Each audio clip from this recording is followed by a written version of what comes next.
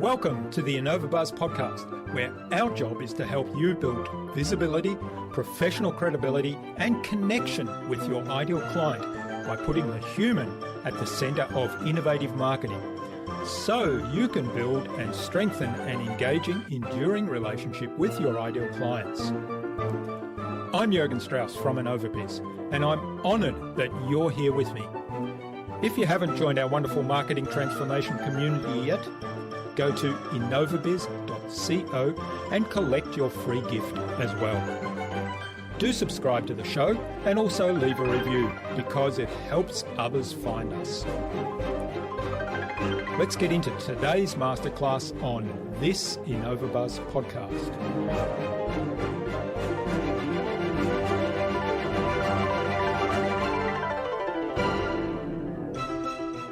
If you're able to have that true empathy with your customer, you're going to come up with solutions that they haven't even thought about and that they won't even be able to tell you about because they're not in that mind space of coming up with solutions like you are.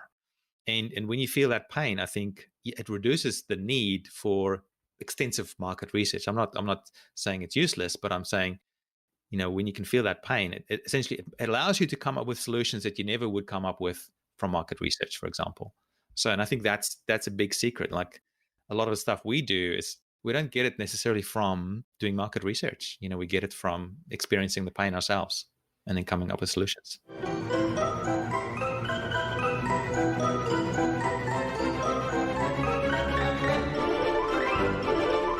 Welcome back. I hope you've had an awesome week so far. If you haven't yet listened to my recent conversations with Roger Salem of the Winners Circle and with the founder of Book, Speak, Repeat, Kerry Heaps, then do go check them out, but only after you've listened to today's conversation. I'm really excited today to have on the InnovaBuzz podcast as my guest, Gideon Shalwick. Gideon loves helping entrepreneurs get their message out to large global audiences using the power of video to effectively build their audience and dramatically improve engagement. His company, Splashio, makes it easy to create super engaging videos ready for social media domination. Splashio is a 100% done-for-you video captioning and framing service. In our discussion today, Gideon talked to me about building a connection with your marketing. Otherwise, it's just noise. We talked about really understanding your viewer and what are their pain points. The concept of being your customer to get to that understanding. And we talked about listening to problems people have and being really helpful in order to generate some new opportunities. Without further ado, then let's fly into the hive and get the buzz from Gideon Shalwick.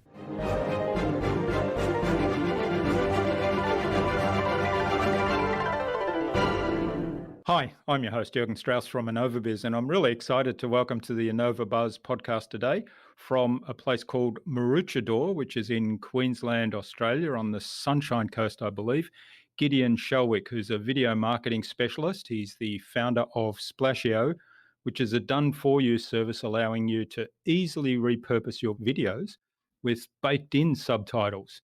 And it's actually a human person making sure that everything is done correctly there with those subtitles and that it looks great. So even though it's an online service, it's people doing the work. Welcome to the InnovaBuzz podcast, Gideon. It's a real privilege to have you as my guest. Hey, Jürgen, a pleasure to be here. Looking forward to this one. Sandy Everlith, who was our guest on episode 244 of the InnovaBuzz podcast, suggested that we have a conversation with you, Gideon. So big hello to Sandy. Hi, Sandy. Yeah, thanks for the introduction. And we're just talking about how cool a person she is and how nice she is for introducing us. Yes. She's introduced me to a lot of people over the years. And I was just saying that I hadn't had her on my podcast, even though we'd known one another for many years in online communities. And I eventually realized that was something I needed to address. So she was on episode 244. Yeah. All right. Now, I'm really looking forward to talking about all things online video and how to use video to build your audience, build relationships with them, which to me is something that I think is really important and dramatically improve the engagement you get as a result. Before we do that, though, Gideon, give us a bit of a whistle-stop tour of your background and how you got to where you are today, and what were some of the pivotal moments in that journey?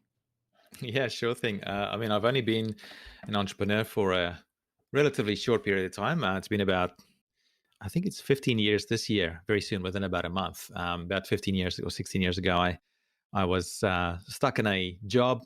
A job was okay, but I was stuck in a sense with where I wanted to be with my life. And one day I just told my wife, said, "Look, I don't want to be working for someone else anymore. I want to start my own business." And she was keen, and I said, "Well, there's a twist. I want to emigrate at the same time as well, so start fresh." So we were in New Zealand, and well, she was keen for sports. We were just married at that stage for about 2 years, and she said, "Let's do it." And long story short, about three months later, we landed in Australia. I wanted to get a job in Australia to just kick things off. I couldn't actually get a job.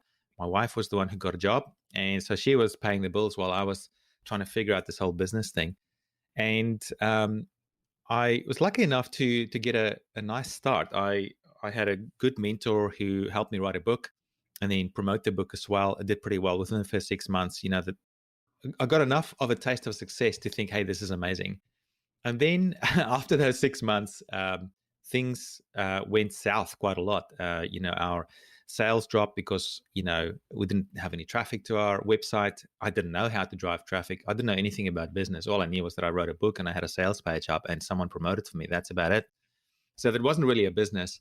And it took me another 2 years or so before I had my first big success again. And during those 2 years, it was pretty tough going because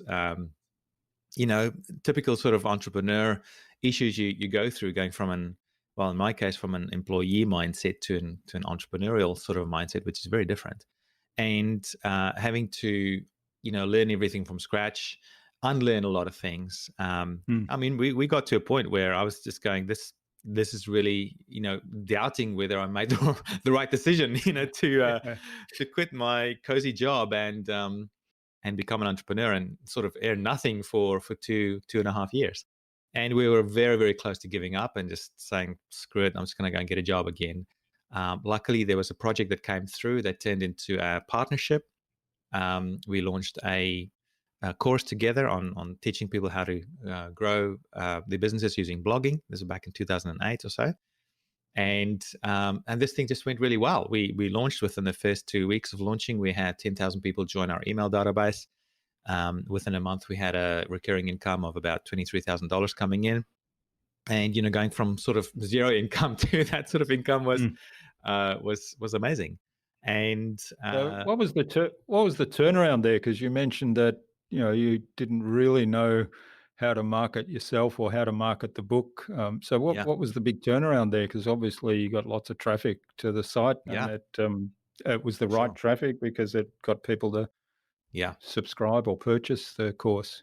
Absolutely. Well, one key thing I realized was that I'm more of a creator than a promoter, and that was important for me to realize. It wasn't an easy pill to swallow, and to this day, it's I kind of wish that I was better at the promotion side, but I realized that I'm much more of a creator. I love creating, and that I need to team up with other people to help me with the promotional side, the leverage side.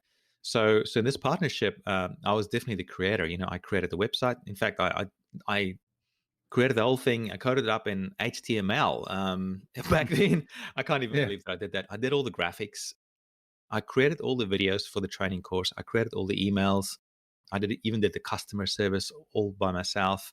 I basically did the whole lot when it comes to the creative and the creation side of the business. And my partner, Yara Starak, he already had an audience. He had a successful blog at the time, Entrepreneur's Journey. And he already had a 20,000 people on his email database. And on top of that, he also had some great connections in the industry of other people who could promote for us when we launched. So when we launched, he promoted on his blog. He sent an email out to his email database or several emails. We got all our partners or affiliates to promote for us as well. And, all of that contributed towards us having a successful launch. So in that particular launch, he couldn't have done it without me, and I couldn't have done it without him. So it was a very, very good partnership. And, we're friends to this day. The partnership lasted for about 2 or 3 years and until we passed it on to another person who's still running it today. But yeah, that was a big realization for me to, a lot of the puzzle pieces have fallen into place for me, how everything works, only reflecting on it more recently as well. But really looking back, the things that needed to happen there were two key ingredients. One was the creation of value, which I'm really, really good at. And then once you've got that, you need the leverage of that value, and which is the marketing function. And they work together. They have to work together. Otherwise, you don't have a business. It's no use creating the most innovative, awesome product or service in the world and no one knows about it. And along with that, it's also no good if you're promoting something that is not really a great product or service. You just you shoot yourself in the foot long term. So they have to work together really well. And for me, those are the two big components that came together really well in that particular project. And all my successful projects going forward, there's always been those two components in place. There's always been a big creative component and then a big leveraging marketing sort of component that would make it successful. All right. And when did you get into video then? Well, it was it's Napoleon Hill talks about this backdoor sort of thing, where you the backdoor opportunity where you you go out in one direction to achieve a certain thing, and then there's this other backdoor opportunity that you don't even necessarily pay attention to, and then that thing becomes the thing, eventually. And so in my case, it was, at the time when I had that success with my first book, it was awesome, but then struggling after that to make ends meet. I thought, well, what can I do to figure out how to succeed with this? And so I started interviewing people who were already successful in the industry. And at the time, there were a ton of audio interviews. This was before the days of podcasting even. But actually, podcasting was around, but it was before the iPhone. And so before podcasting really took off, right? But everyone was still doing audio interviews. And I thought, I'm going to be different. This is 2006, 2007, around about there. YouTube was only about a year old. And I said, I'm going to be different. I'm going to do all these interviews on video. And gosh, was that both the right and the wrong decision? It was the wrong decision in the sense that it was overwhelming for me. Like, I interviewed like 20 people or so on video, and these files, just on a practical level, were just so big. They were huge. And I only had a PC back then at the time, and it ended up killing my PC and killing me almost in the process as well. It was just too overwhelming. And the big vision for that project was just going to interview these people and then turn it into a membership site where people could watch these videos, and I'd continue interviewing people, and then people would pay me a monthly fee to as part of the membership. But what happened was that project completely failed because it never saw the light of day because my computer broke and I broke. And but in the process, I became really, really good at online video, and inadvertently without sort of having that initial desire. It was like, I just picked it up in the process of wanting to do something else, and that became the backdoor opportunity because one of the people that I interviewed was Yarrow, my first business partner, and he wasn't my first business partner, but for that particular project. And so he's one of the people I interviewed. He's in Brisbane, luckily. And we lived in Brisbane at the time as well. And so I said, come to my house. We've got got a studio set up and with a green screen. I interviewed him. He was sufficiently impressed. And then, from that, he asked me to do some work, to create a set of videos for a project, become a blogger project. And then those videos became so successful. We had 300,000 downloads before we even launched the official membership, and so we ended up turning it into a partnership. So it's like, I kind of fell into it in a way through a backdoor opportunity. And then, just one project led to another. And, since then I've just been in love with online video and just been honing in on my skill and building it with each new business and project that I started. Fascinating. So you got to keep your eyes open for opportunity is the Yeah. big message there. Yeah. I mean, Yeah. absolutely. Even now, with if you look at Splashio, the form that it's in now is not what it was when I started Splashio in 2012. In fact, I only spent about a year on Splashio, and then there was another backdoor opportunity that came through that made me divert paths away a bit with Splashio. Like I went into another startup with some other partners, and created a company called VRoll, where we created software for automating video ads in the video ad space. And that was awesome. And we did that for about 4 years, and I exited that company. And I've only been back on Splashio for almost 2 years now, a year and a half. And again, Splashio, the current version of Splashio came through another backdoor opportunity where, a friend of mine said that they were struggling with captions, and he asked if I had any experience in it, and I said, "Well, no, but let me look into it." And so, Mm. and then that one thing led to another, and it turned into a business. So Mm. it's been pretty Yeah. Yeah. it's I been love pretty that. interesting. And yeah, listening out for the problems that people have. Yeah. Totally, yeah. Mm. And I think that's the key. That's being open to those opportunities and just listening. And Mm. like I think we can sometimes get really caught up in trying to do too much market research and guessing through market research what people really want. Mm. Um, but it's not until you really get your hands dirty and get in there and feel the pain for yourself, and when you start seeing the opportunities. Yeah, that's great advice. Listening for people's problems, probably the first bit of market research you should be doing. Right. Mm. Yeah. All right. Now, I'd like to explore what you do at Splashio on a couple of levels and also captioning, why captioning is important. But before we get to that, let's talk about video. Why is video important in today's marketing mix? Well, I think it's video marketing is almost nowadays a almost a defunct term, I guess. And the reason I say that is because when you say marketing these days, you don't necessarily mean um, when people say marketing these days, it's assumed that it's going to be online almost. Mm. In most cases, like most business, if you're not online, there's a problem. There's something wrong, or you've got a very, very kind of specialized sort of business that doesn't need the internet, for growing, or you're sort of ignoring a great opportunity. And I guess more recently, and when I say more recently, I mean like in the last 10 years, video has become sort of part of the online marketing gig as well. So when you say marketing these days, I think really it must include, in most cases, the internet. And if you're doing something on the internet, I mean, you'd be silly not to be using video. It is just such a powerful medium for communication. I mean, look at us right now. We can see each other. This is online video. I know the video is not going to be published, but just me seeing you in this interview creates an affinity between the two of us. And Mm. I can see your facial expressions. I can see that you're sort of smiling a little bit at the moment, and smiling a bit more now, and that puts a smile on my face, Yeah. and that affects our interaction. And that's very hard to do with just audio or just text.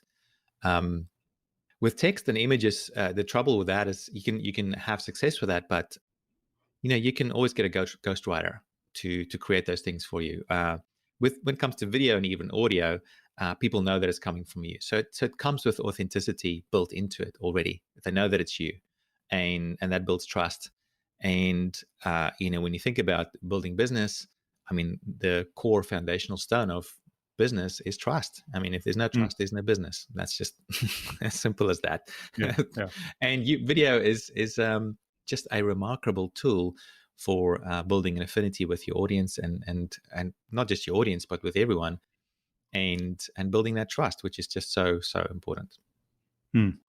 You mentioned kind of, our interaction with one another just through the visual cues that we're giving one another unconsciously even, but it Mm. certainly generates a reaction. One of the things that I certainly struggle with, and I'm pretty sure that, I know many of my clients have the same issues. I'm pretty sure a lot of people have the same issue, is when you record a video that's just going to camera, that you're then going to post on a website somewhere, or let's say social media. Right. How do you get the same level of projection and connection with the person on the other side of the camera Yeah. in your experience? Do you have any tips for us Yeah. there? Oh, that's a beautiful question, and it took me. This is interesting. There were two levels, or there are multiple levels, but at least two that I can recall of how to really make a connection with someone using video. Um, so I'm just trying to think whether I should just give you the short answer or build up to it, because it's there's more to it than you think. Hmm. So what I think I'll build up to the answer and leave you in suspense a Yep. little bit. Okay. So I think when they're starting out with video, recording themselves on a camera, say, uh, in general, like in most cases, what I've seen is that there's a deer in headlights kind of effect, Hmm. where when you watch that video back, it almost feels like that person is not quite there. You can hear them speak, you can see them speak, but it feels like they're not speaking to you. Hmm. That is sort of quite robotic or whatever. And I figured out the reason for that. But that's what happens first. I'll give you the reason in a second. Now, when I saw that, I thought, how can you? I got a tip from someone, said, look, if you want to make a better connection with someone on camera, try and imagine you're talking to a friend when you're speaking to the camera. And I thought, okay, that's great, but that's still not enough, because you can still sort of try and speak to a friend, but imagine the friend when you're speaking to the camera, and not really make the connection with the people on the other side of the camera, right? Your audience. So it works, but it still doesn't work as well. And then there's another level where I thought, okay, this is my own one, where I thought, okay, what if I change that relationship? Instead of just being my friend that I'm speaking to, how about if I speak to someone who I might be in love with? Imagine I'm speaking to my wife, or one of my kids, someone there was that sort of love connection. I don't tell people that, but that's what I might Hmm. imagine.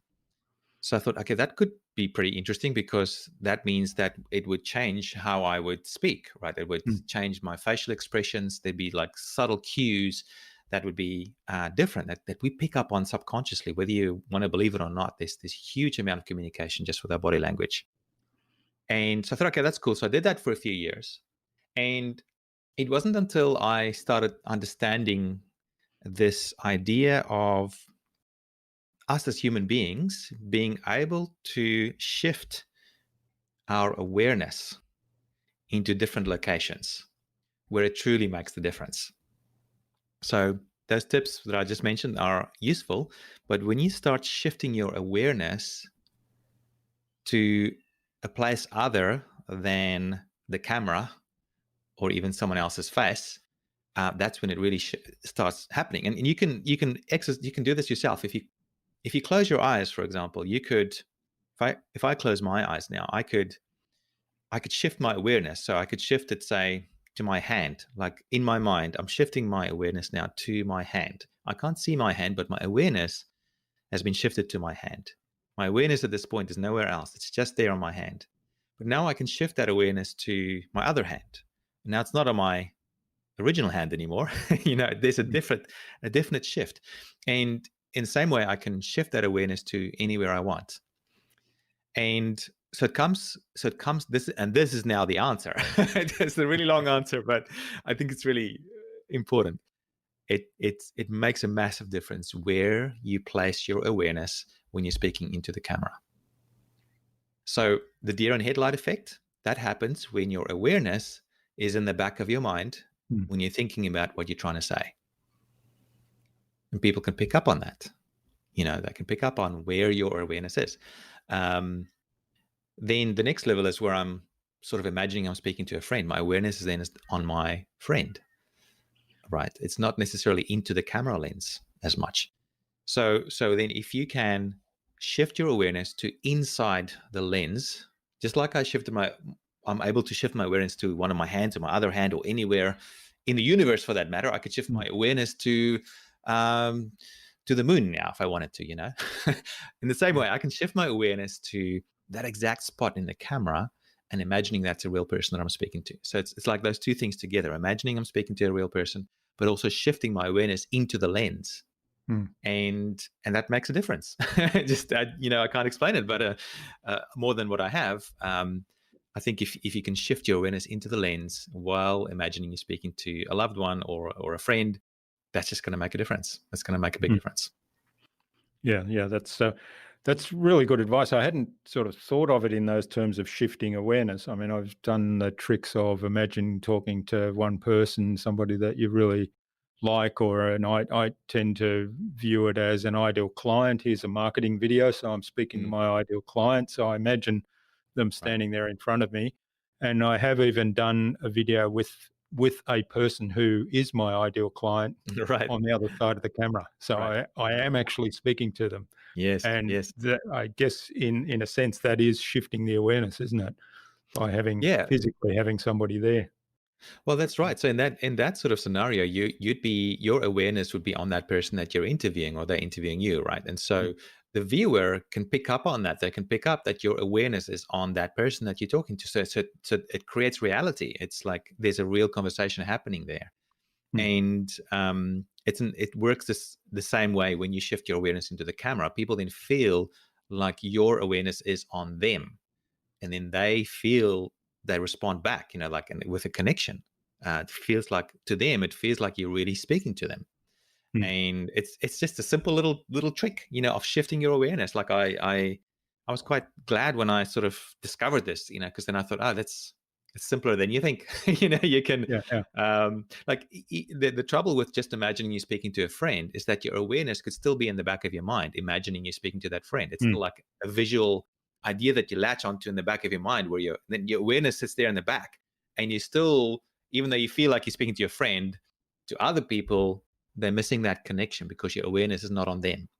And yeah, so it seems so simple, but mm. yeah, it works well. And yeah, I guess it's something that takes a bit of practice. And it just occurred to me Yeah. that, I mean, there's these tools around now where you can easily record a video to send somebody as an email. So rather than type an Right. email to a client, a partner, whatever. And I've done this Yeah. in the past, even to people I've never met before. Like, for Right. example, when I submit a support request to some online software that I'm using, and let's Mm, say mm, something's gone wrong or I haven't understood something, I'll actually do a screen record video and then get on the video myself. mm, And mm, it's amazing the responses I get from that. People come back mm. and not only do they give me the answer, but they say, "This is really amazing. It was really helpful that you showed us what what your experience is, and we loved seeing you on video," and so on.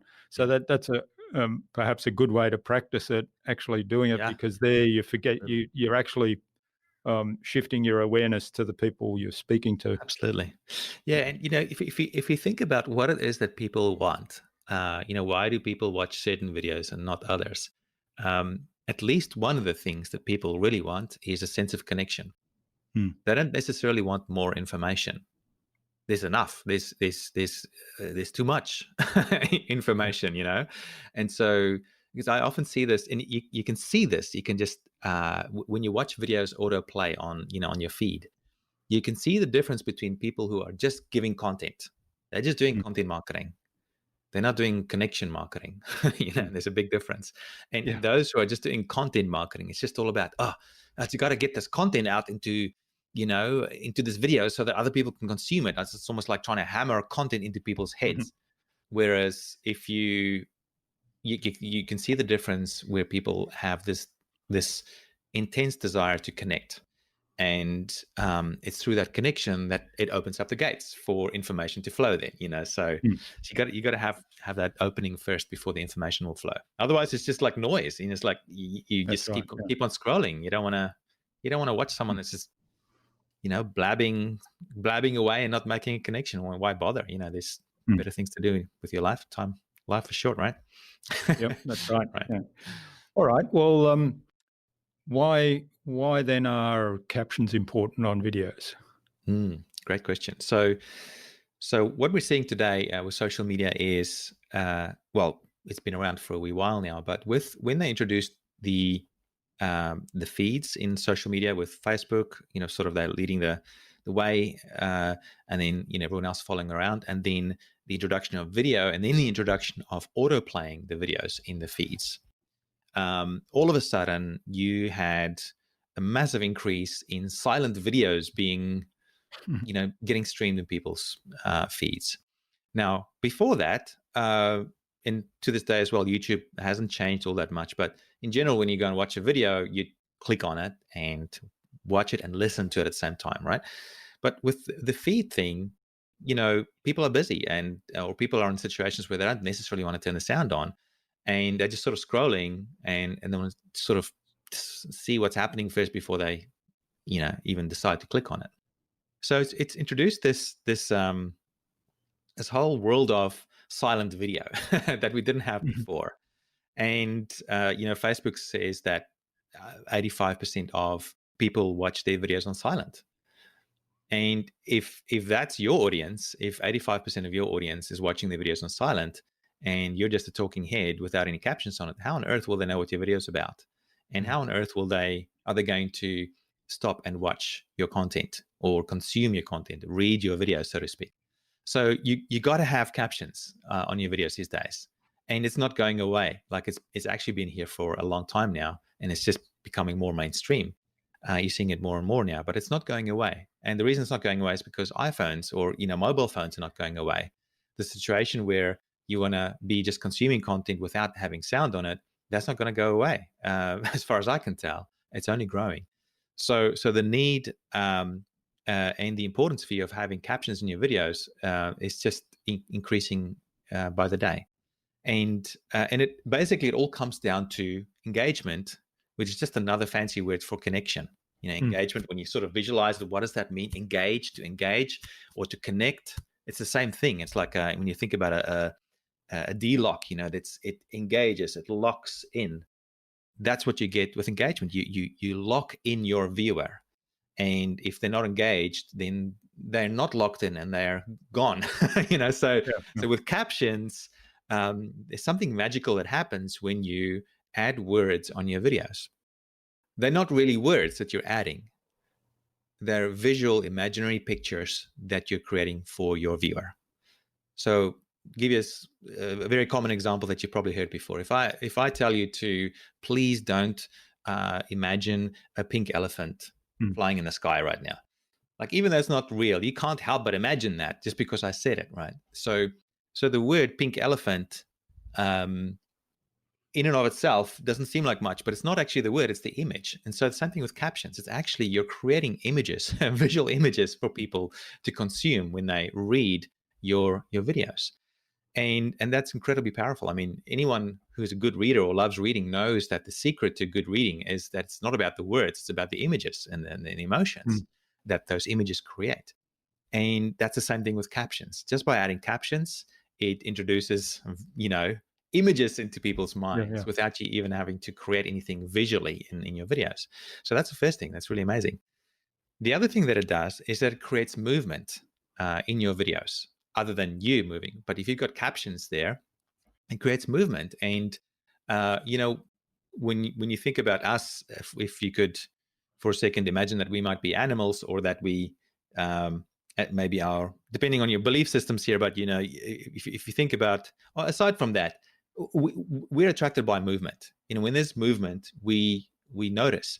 There's many examples of this in nature where movement is so critical for our survival. And so that plays off in videos as well. So there's movement, we notice it. So captions, they move on the screen, you notice it, so you stop. The other thing that happens with captions is that it creates an open loop. That's the other thing that us humans we're just like monkeys. We can't stand open loops. We can't stand secrets all that much. We can't stand them to stay secrets. We want to find out what is the secret thing. We want to close the loop. And when you add captions to your videos, that's exactly what it does. I mean, if I say, for example, twinkle, twinkle, little, it hurts your brain because I didn't say the last word, and it's not until I say the last word that you finally go, okay, finally relief. So it's almost like going full circle, like going back home. It's like you start your journey. It's the hero's journey all over again. You start your hero's journey and you're not satisfied until you get home again, so, or to the next level of home, whatever that is. So same with captions, it opens up loops, and people naturally want to close them. So what does that mean for your video and your engagement and your watch time? It's going to massively increase your engagement and connection and watch time on your videos, which means you're going to have a much better opportunity for building that trust and for ultimately having a relationship with your audience, which is really powerful. Mm-hmm. Yeah, it all just comes back. Yeah, it all just comes back to adding something as simple as captions to your videos. Yeah, lots of compelling reasons there for captions on videos. Now, the captioning service you do, is the captions that you produce, they're based on the content of or is it actually based on the script, is what I'm wanting to ask, of the video itself? Yeah, we basically caption pretty much exactly people's words, and that's that's one of the things with captioning. You've got to try and stay as true to what the person is saying. Otherwise, it's not really captions. So, and sometimes it's kind of tricky because sometimes some people don't have the best grammar, and you just want to correct it for them, but you can't. Yeah. Well, that's part of the personality, isn't it? Correct. So we stay true to how people speak and what they say. I mean, we remove obvious things like the ums and ahs and obvious errors and things like that. But in general, we stay very true to how, to exactly what people are saying. And yeah, that's also why we use human beings, for doing the work, because currently AI or artificial intelligence is just not quite there. It can't pick up on little things that help with connection. Things like when people quote themselves, being able to use quotation marks. AI does not know when that happens until unless you tell it. You say, quote, unquote, that sort of thing. No one speaks like that. Americans do a little bit more, but, general people don't speak. They don't say that they're going to say a quote right now, so AI can't pick up on something like that. Just one small example. AI can't pick up on jargon quite often, or names, or sometimes there's a weird name that AI does not recognize, or whatever. Or the other thing that AI struggles with is knowing when there's an idea bite. Not quite sure what to call this. I'm not sure if the vernacular has really been developed yet, but when there's an idea bite. So what you often see with AI is, when the slide comes in for the caption, it would break the idea that the person is speaking about in half, and it breaks the train of thought a little bit. That's happens very often. So it doesn't know where to break sentences very well. The other thing it doesn't know is where to put full stops very well either. It can do it, but it often puts it in the wrong place, or it puts it in an awkward place that breaks the flow of the conversation. And when you think about this, if your job is to connect with your viewer, you want to remove as many points of friction as possible. So every time there's a slight little mistake like that in your captions and people are reading it, it creates an opportunity for interruption. And whenever there's an opportunity for interruption, it creates an opportunity for disengagement and for people to just keep on scrolling. So you want to remove those as much as possible, which means you want to get your captions as perfect as possible. And that's why we've got 100% accuracy guarantee in our service as well. And you just can't get that with AI. It's impossible. So, I mean, you can get that along with human helps. Like if you get your original AI captions done, you still need a human being to fix up the mistakes, and that's fine. But oftentimes what we found is it takes longer to fix those mistakes than just to do it from scratch with a human being. So sometimes the AI is so way off beam that you've got to go back and listen to the whole thing again. So I just got no idea what that could have been. Yeah. Correct. And sometimes there can be some embarrassing mistakes, I mean, I can't think of any embarrassing ones right now, but there's plenty around where someone might say a word and it the AI might bring in a total different word that it might be quite rude or off-putting or disingenuous or without respect or whatever, So it's important to get it right. I mean, our words are powerful. The world is wars are started with just words, So it's very important. Now, if I want to do a video that I want to promote or I want to post on social media, let's say I want to talk about an idea that I have and get some conversation going around that idea, and I come to you and I say, can you caption this video? Would I mean, are there some tips you'd give me first of all before I even record the video of how to make it as powerful as I possibly can to get Mm. maximum engagement? Because they're my words, so I guess Yeah. if I give you rubbish content, your captioning's probably not going to help me that much. Right. Well, I think in general, captions will help you regardless. It'll help engagement regardless of your actual message. And the reason I say that is because you've probably had the experience where you might have been in a movie theater and it's a pretty bad movie, but you're thinking, yeah, I'm halfway through. If I leave now, I won't know what happened in the end, even though it's a bad movie. So you keep on watching. So Mm, there's that it's called the Zeigarnik effect. We want to close the loop. So by adding captions to videos, it automatically creates that already. So by default, your videos are going to be more engaging, even though your content might not be. mm. So next time people are going to think twice about watching a video, right? Because they go, "Oh, this guy was boring last time," or he didn't, Yeah, didn't yeah. give me what I wanted. So, but there's certainly a lot of things you can do for making your videos more engaging aside from captions, for sure. So we've already talked about the connection thing and where you place your Mm, awareness when you're speaking into the camera. That's very important. It's also very important. We sort of touched a little bit on this in a different realm, but really being very clear on understanding your viewers' point of view and their pain points and their struggles and their desires, really understanding what it is that they truly want mm, and creating content that responds to that. There's this, it's so often the cases where you only see the successful ones where someone follows something that they're really passionate about and they don't even care necessarily about their audience, but it just so happened that what they're passionate about also aligns with a really mm, big majority of people, and then they get this massive following very quickly. Now, that's not always the case. Sometimes you can be interested in something very obscure and very passionate about it, and maybe there's only a world audience of 3 people, and so if you create content about that, just that, and you don't consider your audience or a wider audience, you might struggle to build an audience. So I think there's a balance between creating content that you're interested in, but also content that your viewers would be interested in. And I think that they're a marriage. It's not just about you, and it's not just about your audience.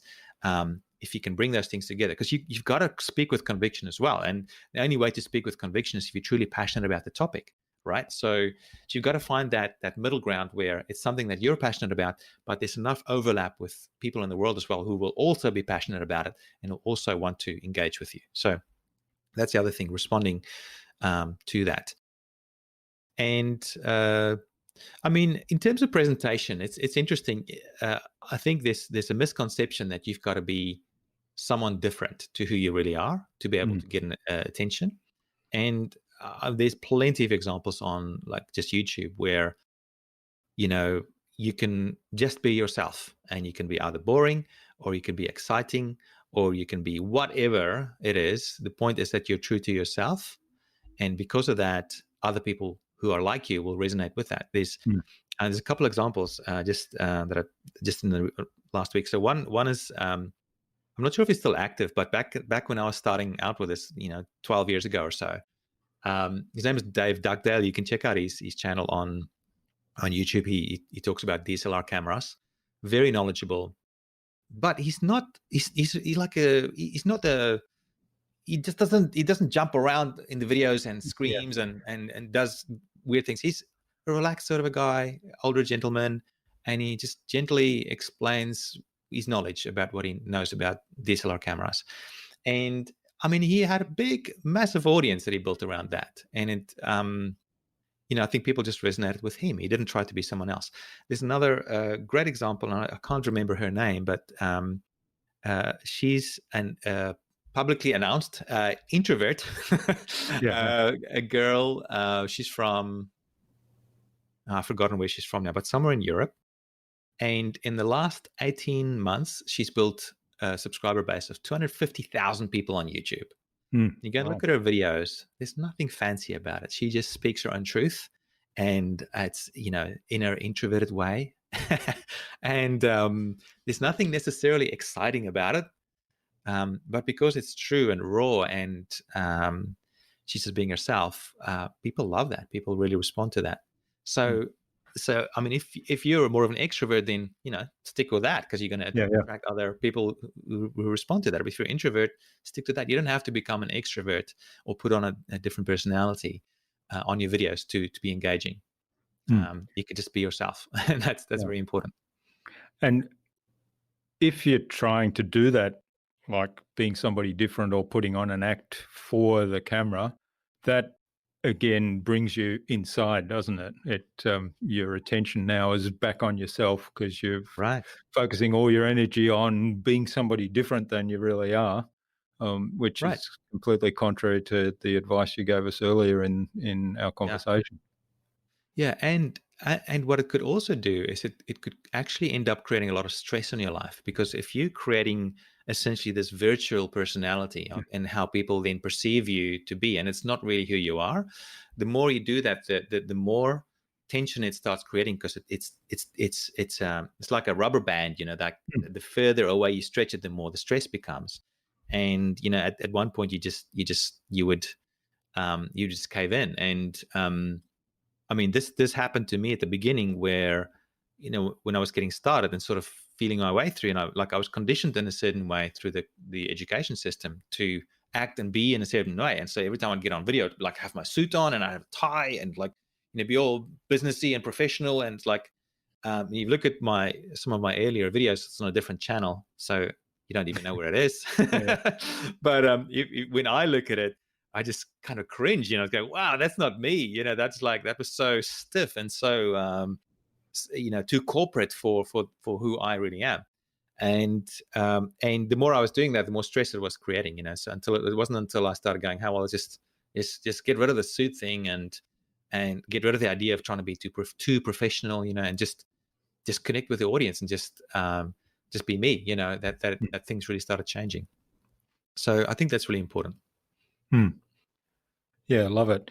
Now I could go on talking video for ages, but I'm just watching the time here. I'm aware of we've been going for quite some time, so I think it's a good point now to move on to the buzz, which is our innovation round, and it's designed to help our listener, who's the audience is primarily innovators and leaders in their field, and so we're looking for some tips from your experience that hopefully will inspire the listener to go and do something awesome today as a result. Sure. Looking forward to it. Yeah. What do you think the number one thing is anyone needs to do to be more innovative? Yeah, I had a bit of a think about this beforehand, Jürgen, and I think there's a lot of things you could use, fancy tools and tricks, whatever, to try and be innovative, but ultimately it comes down to just one thing, and that is to essentially be your customer, be them. And when you do that, you will start feeling their pain. You'll actually feel it instead of just imagining it. Because it's one thing trying to imagine it and trying to put yourself in their shoes. It's another to actually feel it. And then once you can actually feel it, you can have true empathy. So when you feel their pain too, being a human being, you become driven for getting rid of that pain. I mean, we're all of us, well, most people I know anyway, are driven to always move away from pain and towards a pleasure, right? Or towards not pain, whatever that is. And so when you feel that pain, you're driven to find a solution for yourself. And inadvertently, by doing that, you also create a solution for your audience, your customers. So I think it's as simple as that. It comes down to empathy. And the best way to get empathy is to be the customer yourself, like feel the pain. Yeah. and then you Love it. can respond to Be the that. customer. Yeah. Yeah. Yeah. I was talking to somebody, well, actually, I think I put a video out on this topic or related topic, which was, take your own customer journey or like it was be your customer, but it was in relation to an experience I had around returning a phone that was broken in the early days of our lockdown, when I was told, oh, just bring it into the store. And I said, well, I can't do that because we're not allowed out of the house now. And Right. and then, there was a long process of frustration and pulling my hair out in terms of getting this phone repaired, which I needed to run my business. I needed it more than ever because I Mm. couldn't go out of the house. Mm. And I said, well, if anybody in that organisation had actually taken or submitted a support request to their own support team, they would know that the system is totally broken. So yeah, Mm, be your customer. absolutely. Hmm. Yeah, and what really hit me about it as well, as I wrote some notes down before, and was that you look at often I can't remember if Steve Jobs actually said this, or someone thought he said this. I can't remember, but I remember that he was often sort of praised or criticized, depending on your viewpoint, for not doing any market research, and for just being able to come up with or knowing what the customer wants without doing market research.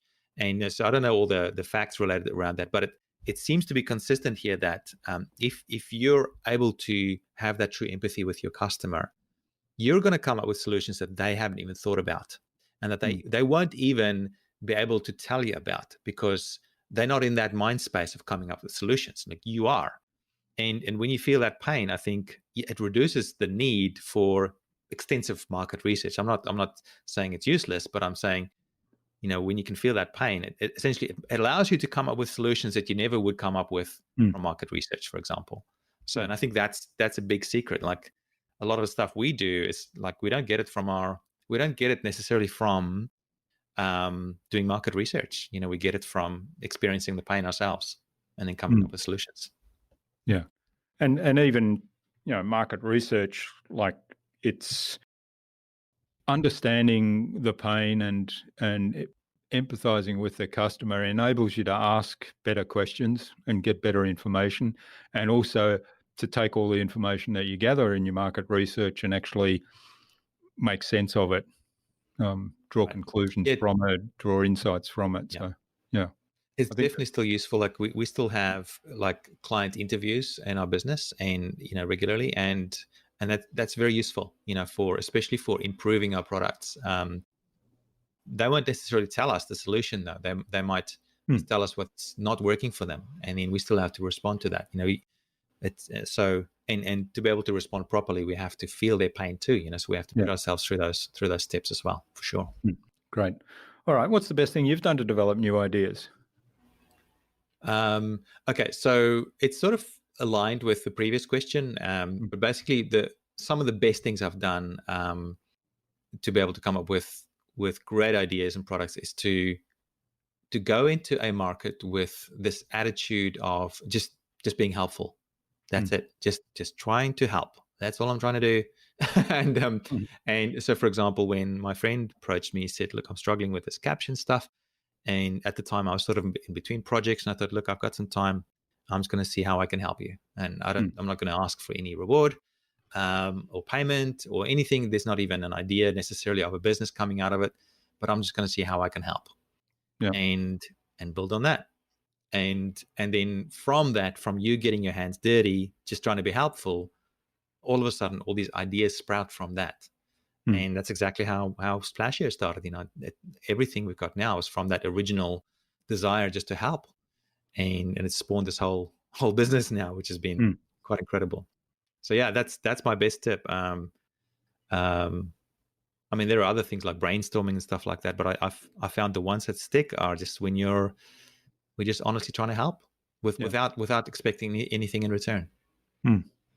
Yeah, I love that. And essentially, whatever business you're in, you're actually helping your customers. So having that philosophy right from the outset is, and then, like we were saying earlier in the conversation, having an awareness of what are the opportunities that spring from doing that, spring from, the backdoor opportunities that you mentioned.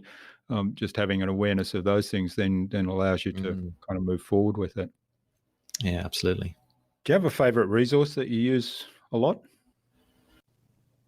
For innovation in particular? Yeah. Or productivity? I've got a couple here. So if we talk about innovation, I would say actually no, I don't, unless unless we're talking about something that can help capture ideas without getting in the way. Yeah. So for me, when it comes to innovation, to capturing ideas, to be trying to get away from technology, in fact. And the only thing I would take with me is either a piece of paper and a pencil, not a pen, a pencil in particular. There's something about a pencil that brings out my creativity. And either that or an iPad. The trouble with an iPad is there's distraction on it. So, iPad with an Apple Pencil, and I use the GoodNotes application. There's pros and cons. You can be quite creative within the drawing app like that, but then there's distractions, and that's the big drawback. And the trouble with paper is that it's finite, and it stacks up, so you can't always carry it with you. So I used to have a Sony e-ink tablet a number of years ago, and I really loved it, but I replaced it with my iPad. But now, just yesterday, in fact, last night, I bought a new one from Remarkable. It's the Remarkable you got one of those, tablet. Yeah, it's about I ended up spending about $900 on it. So Australian, and for me, it's totally worth it because it's going to allow me to essentially be away from technology and just, that is still technology, but it's not in the way. If you get what I'm saying, it's like there's nothing else on there. Yeah, it's not distracting me. It's allowing my ideas to flow. So that's if there's any tool that would be the idea of moving away from technology, unless it's a tool like that can help the ideas flow without getting in the way. Yeah, I didn't realize they're already producing. They are. So it's the Remarkable 2 that's out. So you can already buy the first one, but I didn't bother with that because I knew it's just the first one. But the second one actually looks amazing. It's actually incredible. So the Remarkable 2, even though I bought it yesterday, the shipment in the batch that I'm in is only going to be like end of October or something like that. Yeah. So it's quite a wee way down the track. But I'm happy to wait because that's how much I love their product. In terms of productivity, try and keep things simple. I've tried so many different things. One I've been settling on most, and it's still malleable. I think that's the thing for me. It changes depending on what's happening in our lives around our businesses. But what's been sort of sticking most is this idea of using something that can capture ideas or tasks or projects, a capturing place, and that can have some sort of an inbox. And then applying the Kanban method or a variation of the Kanban method to that to help process those ideas. So, for example, currently what I've got is we're using Asana for helping this, and so we create boards, or columns in a Kanban sort of a way. And I've got 1, 2, 3, 4, 5, 6. So the traditional Kanban, you've only got the 3. You've got sort of like the inbox of all the tasks that needs to get done. And then you've got your work in progress, which is the middle one, and you've got your done, your finished, complete column. So I've got a bit more than that. I've got the inbox. So that's designed to capture both task ideas, but also project ideas. So it doesn't matter. Anything goes in there. This is just like this big, messy list of things. Then the next column I've got is projects, not tasks. So projects that are ready to work on. And by that, sometimes I might come up with an idea for a project, but it's not ready to work on until I've fleshed it out a bit, until I've figured out all the steps, until there's all the tasks and all the milestones and everything figured out for it. So that's the second column, projects that are ready for me to work on. And I order them in a list of priorities. So the most important one, most urgent, important one is at the top. And it can only get into that column once it's ready, once that project idea has been processed and fleshed out a bit more. Then the next one is the projects that I'm working on right now. And the idea is that you only have one there at a time. And you work on it until it's done. And there's 2 things here that helps with that. One is you've got to block off time for it. Otherwise, the next column that I'm going to talk about is going to prevent you from doing it. So you've got to block off time every day for working on that project. That's one thing. And the other idea is comes in with another column coming down the track is if you get stuck on it, you move it into another column, which I'll get to in a second. But the next column is our urgent tasks. And so we apply a 30-minute rule for that, or I do anyway. If it's a task that I can get done in 30 minutes and it's not a project, I pop it on there and it's urgent, so I pop it in there. Otherwise, it just stays in the inbox until it becomes urgent, So that way I know that if there's any red flags, I can quickly fix them. It's not going to take the whole day. It's just 30 minutes or less. If it's more than 30 minutes, it becomes a project that I then need to prioritize. And then the next one is the pen. I learned this from my buddy Adam Bean, or Beanie. He's here on the coast as well. Great idea. And that's when you get stuck on a project that you're working on now, and for some reason you just can't finish it, and you move it into the pen. And then every week you have a meeting where you go through this tasking, and you look at the pen and go, what's wrong? Why is this one in the pen? What needs to get done to get this fixed or finished? And sometimes it's dependent on someone else's work, or you got stuck on something, or whatever it is. It's in the pen there. So you realize, sort of like, it's like this open loop that sits there. You know you've got to finish it, but you move it to the pen, realizing that you can't work on it right now. And then the final one is just done. It's done and dusted, and you move it out. So yeah, those, I'll just go through them again. So the inbox, project, inbox, the first one. Second one is projects ready to work on now. Projects to work, ready to work on in a prioritized list. Third one is project working on now. Fourth one is urgent tasks that are 30 minutes or less. Fourth one is the pen, and the fifth one, and the sixth one is done. Yeah. All right. Sounds interesting. Yeah. Yeah. I like the idea of, using that to focus and making sure that, there's one project you're working on right now, and get that done. And if something's gone off the rails there, or you can't move forward, then put it aside and review it. Yeah. I mean, it works well, but I think it's also important to realize that it's got to be variable depending on your needs. Like my needs change all the time. So that process does change as well, depending on what's happening. Yeah. All right. Well, this next question is probably related to this. What's the best way to keep a project on track? Yeah, for both, if it's either for us or team members, or for me or team members, or clients, or people who work for us, agencies, whatever. It's just two things: deadlines and consequences. That's all. You create a deadline, and a consequence if the deadline is not met. That's it, and that gets people off their backsides for sure. And the consequence has to be appropriate for the benefits of working on that project. Yeah.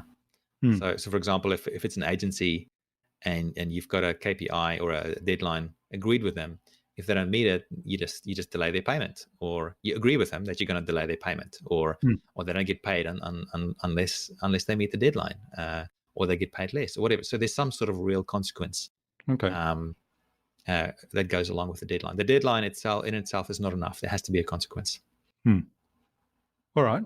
That's it's an interesting approach, and I guess certainly with a supplier relationship, that's a good way to do it. You say, well, you get paid this much if you deliver X at point Y or before point Y, but and so if all of that's not met, then the payment part is negotiable again. I've tried this time again. It seems like, unfortunately, us as human beings, we're motivated more by pain than by pleasure, right? So if I said deadlines and rewards, it wouldn't work as well as deadlines and consequences. It might still work with some, but it'd be the minority. Like I remember working with, and this is the first time I realized this. I worked with an engineer. He was a very creative guy. We had some really strict deadlines with one of our clients, and he had to do some coding and stuff. And every week he would just miss the deadline. I go, dude, what's happening? Our client's getting upset because they got to keep on paying more and more. What can we do to to help you meet the deadlines? And he said, he doesn't know. I'm the manager, so I should come up with something. I said, okay. So it was around about Easter time. So I bought these Easter bunnies.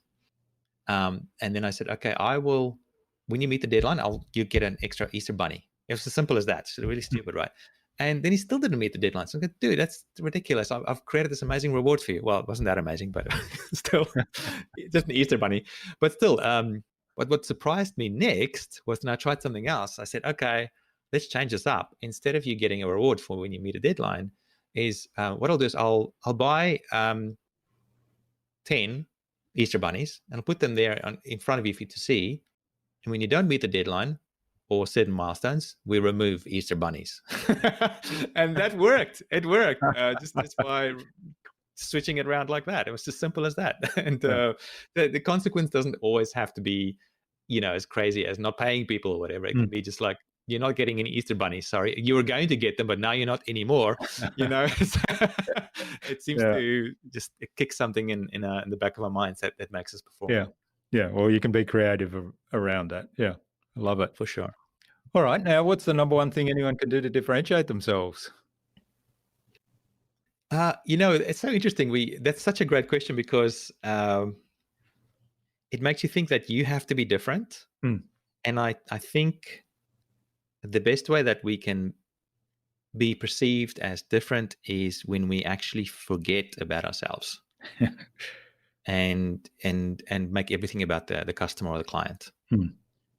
And it's an interesting one because it's sort of related to other things like as well. Another entrepreneur friend of mine asked the other day on Facebook, what is your key to happiness, or how do you find happiness, or what can you do to get happiness? And I respond to that saying something like, maybe happiness is one of those things that the more you pursue it, the less you get it. It's one of those things that maybe the only way you can get it is by giving it away.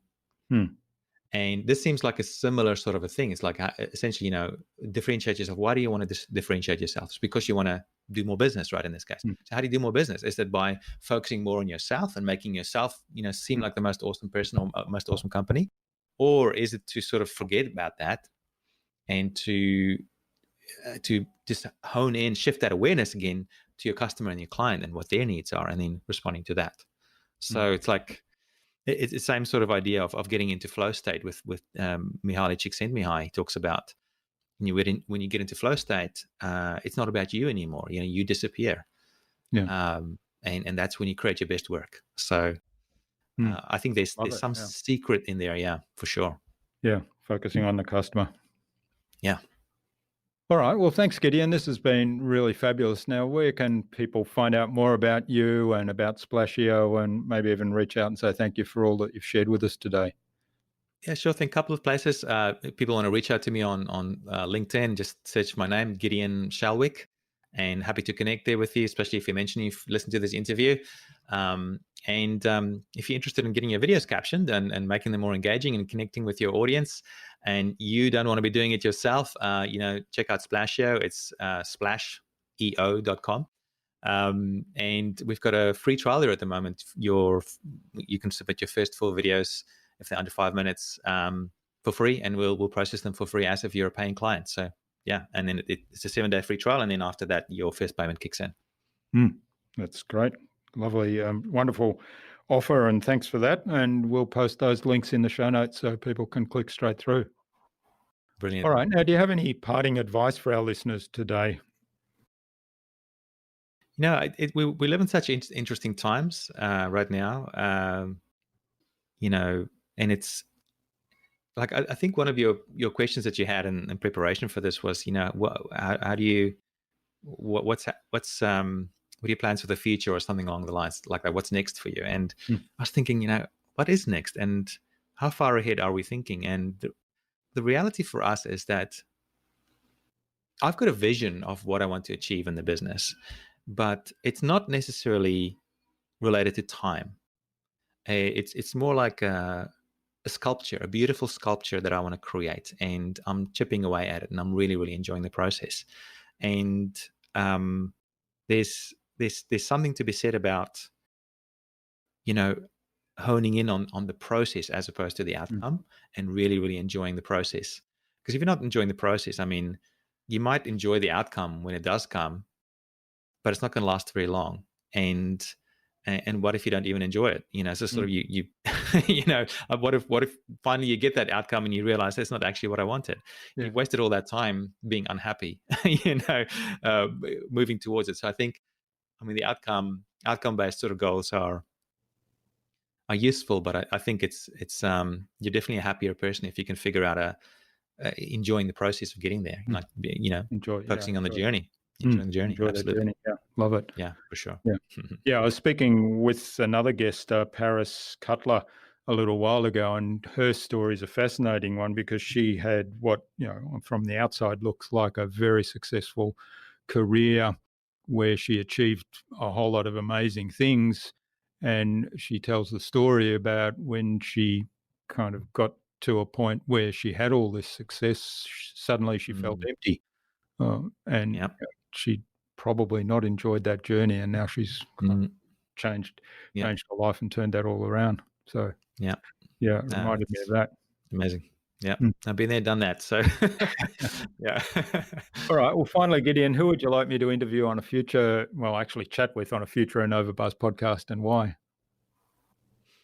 I always like recommending my friend Yarrow. He was my first real big successful business partner, and way back, and we're still friends. And he's a great guy. He's very knowledgeable about business and online business, and a great all round guy. I think it'd be a very interesting chat to have. All right. Well, get an introduction to Yarrow from you, and bring him on the show to have a conversation. Look forward to that as well. All right. Well, thanks so much for sharing your time and your insights with us so generously today, Gideon. I've really enjoyed this. There's been lots of great information here about doing videos, being more confident on camera, making them engaging, getting connection with your audience, and of course about captioning. So thanks again. I wish you all the best for the future, and let's stay in touch. Thank you very much, Jürgen. Great opportunity. Really appreciate it.